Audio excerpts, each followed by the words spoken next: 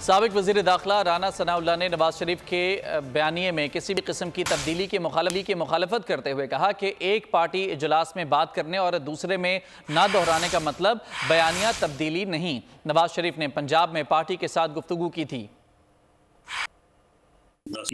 तरदीद या ऐसे मुस्तरद करता हूँ, एक यदि इजलास में एक बात करने और दूसरे इजलास में वो बात ना दोहराने से बयानिए की तब्दीली वाली बात जो है ये मुनासिब नहीं है। उस दिन मियां नवाज शरीफ साहब अपनी एक यानी पार्टी के साथ पंजाब में सूरत हाल मुल्क की और क्यों हम यहाँ तक पहुंचे हैं और कहाँ कहाँ पे किससे क्या गलती हुई, तो वो ये डिस्कस कर रहे थे।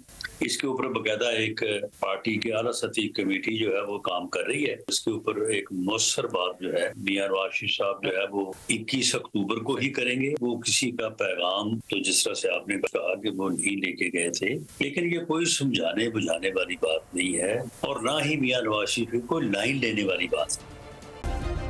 सब्सक्राइब करें और बेल दबाएं ताकि कोई खबर रह न जाए।